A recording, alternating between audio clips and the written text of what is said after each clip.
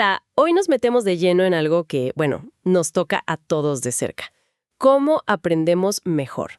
Y más específicamente vamos a explorar esa conexión que a veces intuimos entre mover el cuerpo y cómo funciona nuestro cerebro para aprender. ¿Será verdad eso de que la actividad física puede darle como un empujoncito al rendimiento académico? Tenemos material súper interesante para analizar hoy. Por un lado, una revisión sistemática enorme, que juntó decenas de estudios sobre niños de primaria. También un artículo de Edutopia que está lleno de ideas prácticas muy buenas para distintas edades. Y para darle un toque distinto, una tesis doctoral que se puso a investigar si moverse ayudaba a estudiantes de secundaria a aprender. Gramática, sí, gramática.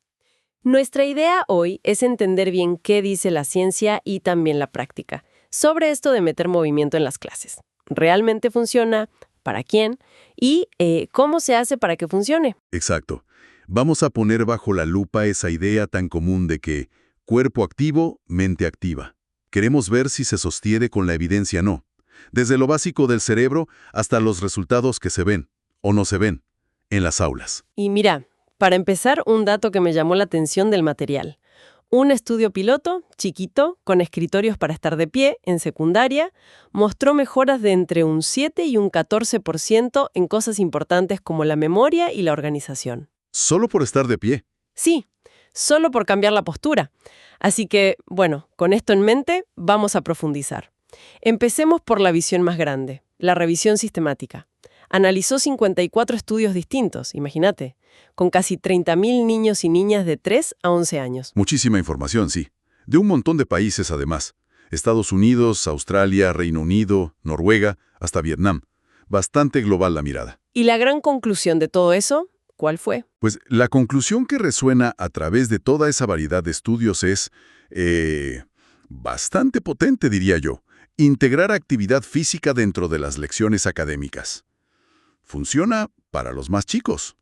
¿Funciona cómo? ¿Mejores notas? ¿Se mueven más? ¿Qué encontraron? En varios sentidos, en realidad. La revisión encontró que estas clases con movimiento tienden a mejorar de forma consistente al menos una de estas tres cosas: el tiempo total que los niños se mueven, sus habilidades motoras o su rendimiento académico. Ah, o sea que el beneficio podía verse en distintas áreas. Exacto.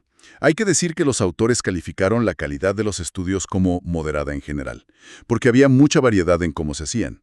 Solo un par eran considerados débiles metodológicamente.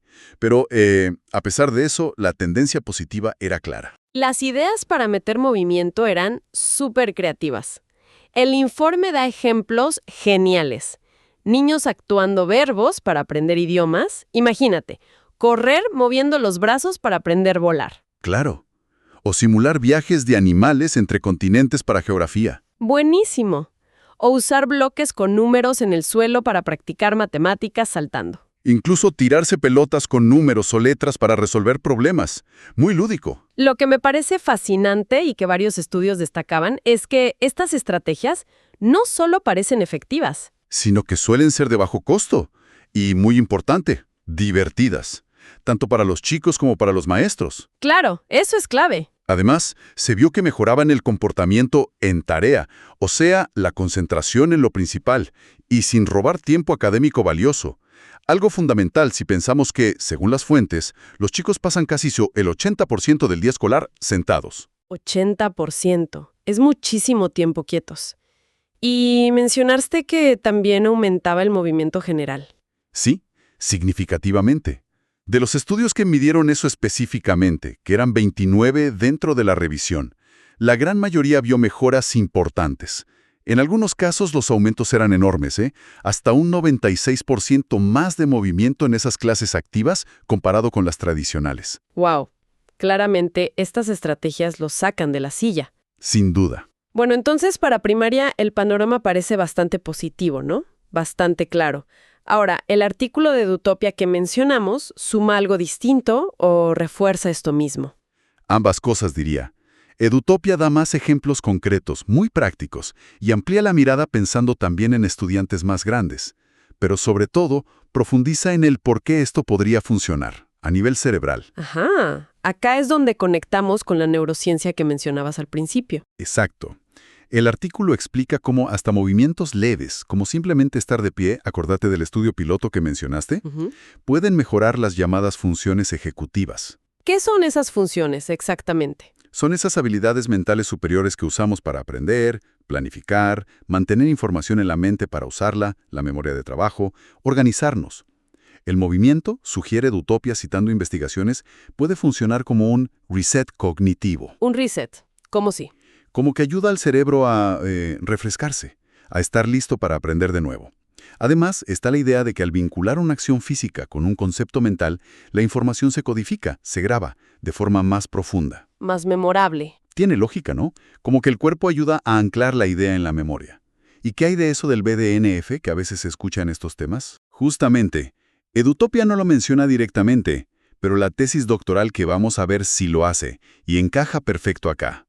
La actividad física, ya sabemos, aumenta el flujo de sangre y oxígeno al cerebro, pero también impulsa la producción de BDNF, el factor neurotrófico derivado del cerebro. BDNF suena complejo. Pénsalo como un fertilizante para las neuronas. Ah, buena imagen. Ayuda a que crezcan, sobrevivan y formen nuevas conexiones. Es una pieza clave de la plasticidad cerebral. La capacidad del cerebro para cambiar. Exacto, para adaptarse con la experiencia.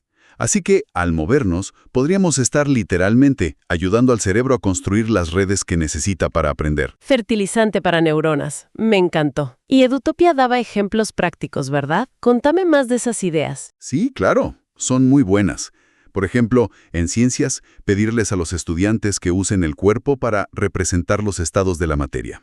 Imagínate un grupo actuando como partículas de gas que se expanden por el salón. ¡Genial! ¿Y el matemática? El basketball math, resolver problemas matemáticos relacionados con los puntos que anotan mientras juegan un partidito. ¡Qué bueno! O hacer pequeñas dramatizaciones para recordar eventos históricos o escenas de una novela. Suena mucho más entretenido que solo leer, la verdad.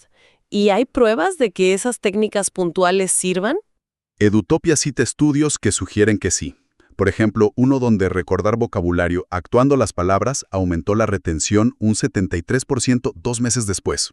73%. Es un montón. Comparado con métodos más pasivos, sí. Y otro donde el simple hecho de dibujar un concepto duplicó la retención comparado con solo escribir notas sobre él. Duplicar la retención solo por dibujar.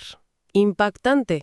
El artículo también mencionaba las pausas cerebrales activas, ¿no? ¿Son como recreos con otro nombre o qué? No exactamente. Son algo más estratégico, digamos. No es solo descansar. Es usar el movimiento brevemente para refrescar el cerebro y ayudar a procesar la información que se acaba de recibir. Ah, ok. ¿Y cómo serían? Pausas cortitas de 1 o 2 minutos, metidas durante la clase. Pueden ser cosas simples, ponerse de pie y estirarse, caminar un poco por el aula, hacer la ola como en el estadio o hasta saltar en un pie a 60 segundos. Jaja, la ola en clase. La idea es que estos chispazos de actividad reenergizan y reenfocan la atención. Conecta con lo que vimos en la revisión sistemática. Hasta dosis pequeñas de movimiento parecen ayudar. Es mover el cuerpo para despertar la mente. Ok. Entonces, la evidencia en primaria parece fuerte, las ideas prácticas son atractivas, la base neurocientífica sólida. Pero, ¿qué pasa cuando llevamos esto a un escenario quizás más complicado? Pienso en adolescentes, en materias que a veces se ven como más áridas. Ahí es donde entra la tesis doctoral, sobre gramática, ¿cierto? Exactamente. Esta tesis se centró en un grupo específico. Estudiantes de secundaria de 14 a 18 años en Estados Unidos aprendiendo gramática inglesa. Y compararon un método tradicional, con hojas de trabajo y eso, con uno basado en actividades kinestésicas, diseñadas para enseñar gramática moviéndose. ¿Y qué base teórica usó la tesis? Confirma lo que ya dijimos. Sí, totalmente. Profundiza en la idea del cerebelo. Normalmente lo asociamos solo con coordinar el movimiento físico, ¿no? Andar en bici y atropar una pelota. Claro. Pero la tesis, citando investigaciones, resalta que el cerebelo también juega un rol clave en coordinar el movimiento del pensamiento. O sea, funciones cognitivas como la memoria, la atención, el lenguaje, la planificación. ¡Qué interesante! Como si la misma parte del cerebro organizara músculos e ideas. Algo así. Y por supuesto, reafirma lo del flujo sanguíneo, oxígeno y el famoso BDNF, el fertilizante neuronal, como mecanismos por los cuales moverse beneficia al cerebro. Entendido. La teoría sigue sonando bien. Entonces, ¿qué pasó en la práctica? ¿Los chicos que aprendieron gramática moviéndose sacaron mejores notas? Y acá viene el giro interesante, o quizás a primera vista un poco decepcionante. La investigadora midió el aprendizaje con un examen de gramática antes y después de la intervención, que duró 5 semanas. Ajá, ¿y el resultado? El resultado cuantitativo fue que no hubo diferencias estadísticamente significativas en las calificaciones entre el grupo que usó movimiento y el grupo tradicional. ¿Cómo? De hecho, ambos grupos mejoraron muy poquito o nada en las notas del pre al post-test. Pero entonces, todo lo que vimos de primaria y Edutopia no se aplicó acá. ¿Moverse no sirvió para aprender gramática en secundaria? Esa es la pregunta del millón que nos deja este estudio, ¿no? Y nos obliga a mirar con más detalle por qué estos resultados parecen ir en contra de la tendencia positiva que vimos en la revisión de primaria. La propia tesis da varias posibles explicaciones, y son importantes para entender la complejidad del tema. Primero, la duración. 5 semanas, con clases de solo 15 minutos al día. Quizás es muy poco tiempo para ver efectos medibles en algo tan complejo como la gramática. Claro, la gramática lleva tiempo. La revisión sistemática incluía estudios mucho más largos, algunos de hasta 3 años. Quizás el fertilizante del BDNF necesita más tiempo para actuar en estructuras de conocimiento así. Tiene sentido. ¿Qué más? Segundo, el momento del año. El estudio se hizo al final del curso escolar. Puede ser que la motivación de los estudiantes, en general, ya estuviera baja, afectando cualquier método. Podría ser. Tercero, y esto me parece clave, ¿cómo se enseñó la gramática? En este estudio, se usaron ejercicios aislados, fuera de contexto. Mucha investigación pedagógica dice que la gramática se aprende mejor integrada en la práctica real de leer y escribir. Quizás, la forma de enseñar la materia tuvo más peso en las notas que usar o no movimiento. O sea que el movimiento por sí solo no puede compensar una forma de enseñar que quizás no sea la ideal para esa materia. Podría ser un factor muy importante. Y hay una cuarta posibilidad que menciona la tesis y que abre otra línea de pensamiento. Importa el tipo de movimiento. Las actividades kinestésicas acá fueron diseñadas y dirigidas por la maestra. ¿Es eso igual que un movimiento más espontáneo del estudiante? Buena pregunta. ¿O que la actividad física más intensa de una clase de educación física? Son preguntas que quedan abiertas. No todo movimiento es igual. Vale, muchos factores para explicar por qué las notas no subieron. Pero ojo, porque acá la historia da un vuelco interesante. Aunque las calificaciones del examen no mostraron diferencias, la tesis también recogió datos cualitativos. Ajá. Los registros diarios de los maestros sobre lo que veían en clase. La parte que no mide un examen estandarizado. ¿Y qué decían esos registros? Contaron una historia totalmente diferente sobre la experiencia en el aula. Los maestros del grupo kinestésico, el que se movía, reportaron muchísimos más comentarios positivos sobre la actitud y el compromiso de los estudiantes. ¿Ah, sí? ¿Qué tanto más? Las cifras son tremendas. Anotaron 50 comentarios positivos generales sobre la clase en el grupo kinestésico, comparado con solo 7 en el grupo tradicional. ¿50 contra 7? Y más específico todavía, 23 comentarios sobre el disfrute de la actividad en el grupo kinestésico, contra solo 2 en el tradicional. ¡Wow! Es una diferencia enorme. Entonces, aunque las notas no cambiaran, ¿los chicos que se movían estaban más contentos, más metidos en la clase? Exactamente. Los comentarios de los maestros eran tipo: los estudiantes se divirtieron mucho hoy, participaron activamente todos, realmente disfrutaron esta actividad. Ese tipo de cosas serán muchísimo más comunes en el grupo que aprendía gramática moviéndose. Bueno, si juntamos todas las piezas ahora, la revisión en primaria, las ideas de Edutopia y estos resultados mixtos pero reveladores de la tesis, ¿cuál sería el panorama general? Diría que es un panorama con matices, sí, pero con mensajes claros. El movimiento integrado en las clases parece ser un claro ganador para los niños de primaria. La evidencia sugiere que mejora su actividad física y, en muchos casos, sus resultados académicos. La revisión apunta fuerte ahí. Y para los más grandes, como los de secundaria, del estudio de gramática. Ahí la cosa es más compleja si solo miramos las calificaciones. El impacto directo en las notas podría ser menor, nulo en este caso, o depender mucho de factores como la duración, la materia y, sobre todo, cómo se diseña e implementa esa actividad física. No es solo moverse porque sí. Pero, y este es un pero importante, el efecto sobre el compromiso, la motivación y el disfrute del aprendizaje sí parece ser consistentemente positivo, incluso en el estudio de gramática. Los comentarios de los maestros son una prueba fuerte de eso. Totalmente. Y no podemos subestimar lo importante que es tener estudiantes más enganchados, que disfruten más de aprender, aunque eso no se vea de inmediato en una décima más en un examen. Podría tener beneficios a largo plazo en su actitud hacia la educación. Estoy de acuerdo. Y es clave la distinción que hacía Edutopia. Tiene que ser movimiento integrado al aprendizaje. Actuar un concepto, moverse para representar algo. Eso parece ayudar. Moverse sin relación con la tarea, como dibujar mientras el profe explica, eso parece que perjudica el aprendizaje. Exacto. No se trata de generar caos, sino de usar el movimiento con intención, conectado al contenido. El tema del fidgeting, esos movimientos nerviosos chiquitos, podría ser distinto, quizá menos disruptivo y hasta útil para algunos chicos. Pero bueno, ese es otro tema. Entonces, para resumir la esencia, mover el cuerpo mientras se aprende puede ser una herramienta pedagógica valiosa. La evidencia es más fuerte para mejorar notas en primaria.